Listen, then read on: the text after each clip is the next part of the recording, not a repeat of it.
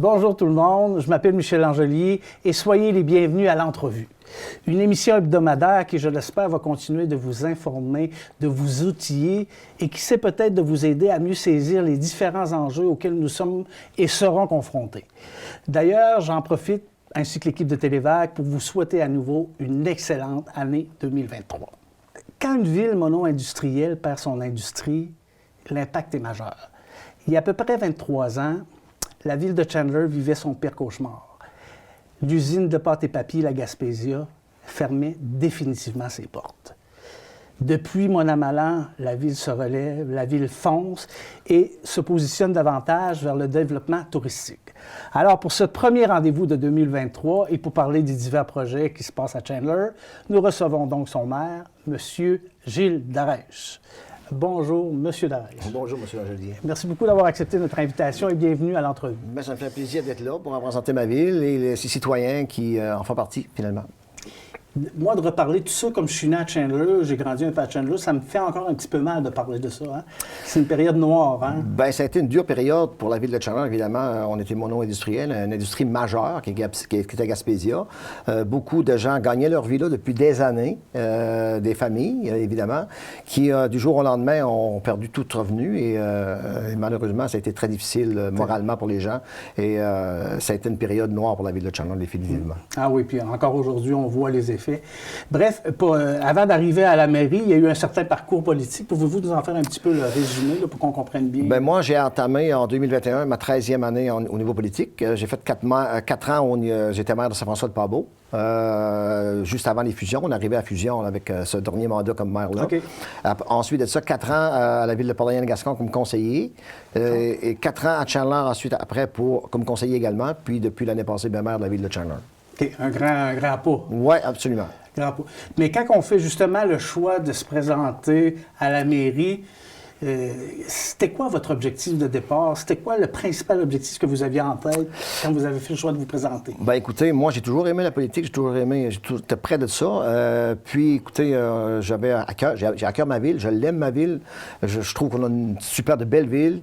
Puis, je pense qu'elle avait besoin de quelqu'un d'être un rassembleur, pour mettre ensemble toutes les choses, puis pour rassembler les gens qui travaillent ensemble, pour amener un plus, pour refaire de cette ville-là, lui donner l'éclat qu'elle avait besoin.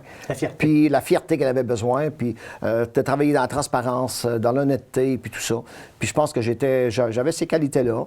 Je les ai énumérées en campagne électorale. Puis je pense qu'on a réussi à faire un bon travail. J'ai une excellente équipe au niveau municipal. Mes conseillers on travaille tous main dans la main, on travaille en équipe. Puis je pense que c'est la façon de faire si on veut progresser et avancer. Définitivement. Donc, c'est la seule façon pour avancer, c'est celle-là, puis on travaille en équipe. On est en train de l'avoir, là. On est en train d'être dedans, là. On le sait, puis je pose la question à chaque politicien qui vient dans l'émission, que le Québec, dans son entièreté, vit à peu près une crise de logement puis une crise de terrain pour se construire. Ça m'intéresse toujours de savoir qu'est-ce qui se passe au niveau politique, c'est quoi les actions concrètes qui sont mises de l'avant pour un peu faire face à ces difficultés-là, à cet enjeu-là majeur qu'on vit tous, même au niveau de la main-d'œuvre. Si on va avoir de la main-d'œuvre de l'extérieur, il faut loger les gens, tout ça. Qu'est-ce qui se passe à Chandler, là, présentement? Bien, je pense que ce qui met un frein également au développement à ce niveau-là, c'est les prix des matériaux. Il y a des gens qui m'appellent, des investisseurs qui sont prêts à investir, mais qui ont évalué les coûts pour construire, par exemple, un bloc appartement. À quel prix ça va coûter pour le construire et à quel prix ils vont devoir le louer. Donc, c'est un impact. Là. Si on loue des appartements à 1500, 1600 $ par mois, ça va être difficile à louer chez nous, c'est sûr et certain. Okay, je comprends. On vise plutôt la classe qui pourrait... Les prix, mettons, 700-800 $, mettons, par mois, peut-être 900 au maximum. Mais il faut que ça convienne aussi à la population et à la richesse de la population. Donc, le coût des matériaux, c'est un irritant. Maintenant, nous, ce qu'on a fait, c'est qu'on est en train de disponibiliser des terrains, de mettre des terrains en disponibilité pour des entrepreneurs. Oui, il y a une rue qui va se prolonger là, l'été prochain, printemps prochain. Puis on va avoir un grand terrain là, disponibilisé pour construire des blocs appartements, mettons. Mais ça ferait du bien, ça. Oui, vraiment, vraiment, parce qu'il n'y en a plus, hein? Il n'y en a plus, mais nulle part. Mais tous les jours, là, j'ai des appels, encore ce matin, hier, là, des gens qui cherchent des appartements, ils m'appellent à tous les jours, mais malheureusement, on n'en a pas à offrir à la population. Il y a des travailleurs qui viennent chez nous également, qui n'ont pas de place pour rester, donc c'est un moins, là, un gros moins. Le fait que ça coûte aussi cher ralentit les ardeurs de ça ralentit vraiment les entrepreneurs à construire, évidemment. Évidemment que les priorités et les défis sont nombreux, je suis sûr. Mais il y en a un auquel une priorité qui est majeure pour vous en ce moment, je crois, c'est l'assainissement des eaux pour le quartier de Newport. Pouvez-vous nous parler un petit peu de ça? C'est un dossier qui est sur les tables à dessin encore. Là. On est à ce stade-là. Évidemment, on peut plus développer Newport par rapport à ça. Le réseau ne peut plus prendre d'autres branchements. Donc, parce que le réseau n'est pas adapté comme le reste des autres quartiers? Non, mais il y a des normes pan-canadiens au niveau de l'environnement qui sont arrivés. Donc, on doit se convertir à ça. Le réseau qu'on a actuellement ne peut plus la faire. Donc, on doit avoir un nouveau réseau. Pour le quartier Newport pour le quartier Newport seulement. Le reste du quartier, c'est correct. Puis, mais c'est un projet qui va coûter énormément cher. Donc, ce qu'on veut, nous, c'est que monter ce projet-là, après aller rencontrer les gens de gouvernement, puis revendiquer nos priorités, puis essayer de faire en sorte qu'on ait les subventions le plus élevées possible pour que les gens de Newport puissent s'offrir ce projet-là, dans le fond, le plus facilement possible. Puis quand on a un réseau adapté en normes, il se découle d'autres choses par rapport à ça. Absolument. Il va y avoir des nouvelles constructions. On peut pouvoir faire des nouvelles constructions, mais les gens ils vont être mieux servis également. Ça, c'est important. Revenons un peu sur le virage un petit peu plus touristique de la ville de Chandler et du fameux terrain de la Gaspésia, où était située la Gaspésia. Ouais. Bon, je pense que les deux sont un peu reliés. Je pense qu'il va y avoir... Il va-tu se passer quelque chose avec ça un jour? Tout le monde se pose la question. Là, on voit le beau terrain, puis il ne se passe rien encore. Ouais. Du moins, de nos yeux extérieurs, c'est ce qu'on a l'impression. C'est ça. À l'hôtel de ville, c'est une autre histoire. C'est une autre histoire. Sur papier, mais on sait que la ville de Chandler, je pense qu'elle est chanceuse d'avoir en plein centre-ville un terrain comme ça. Et également le lac Vachon, qui est un lac c'est une belle vision, le lac Vachon est là. C'est rare qu'une ville ait un lac en plein milieu de sa ville. Puis un terrain comme ça, c'est très rare également. Nous, ce qu'on fait pour cet hiver, là, on a développé une piste piétonne ils vont faire également sur ce terrain-là du fat bike. La Gaspésia, oui, terrain Gaspésia. Il y a un tracé qui est déjà fait présentement, qui va être entretenu tout l'hiver. Pour les piétons, le ski de fond, du fat bike, avec les gros sauts. Avec les gros sauts. La bicyclette d'hiver qu'on appelle? Oui, absolument, c'est ça. Là, il y a de l'éclairage sur le sentier. On commence avec ça. Évidemment, il faut commencer à quelque part. On commence avec ça. On va venir avec de la glissade aussi là-dedans. Puis, le prolongement de la piste cyclable l'année prochaine, qu'on devait faire cette année, mais on était en retard un petit peu.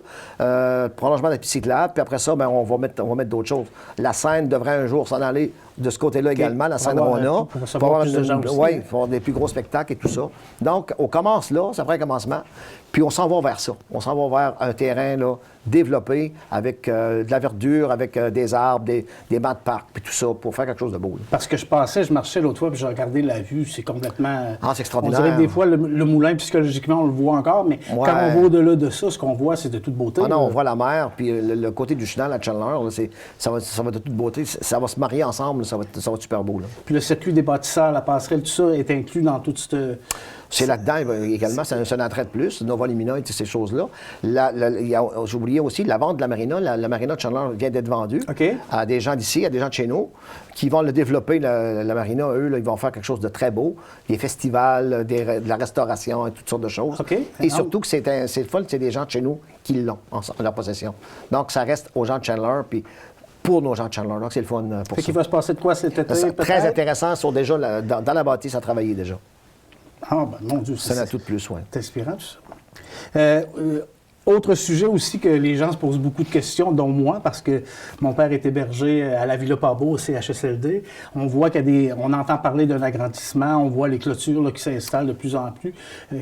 Pouvez-vous nous faire un petit peu une mise à jour là, de oui, tout ça? On est là, on est dans les... Vous avez vu les clôtures, donc ils ont fait des tests de sol et tout ça.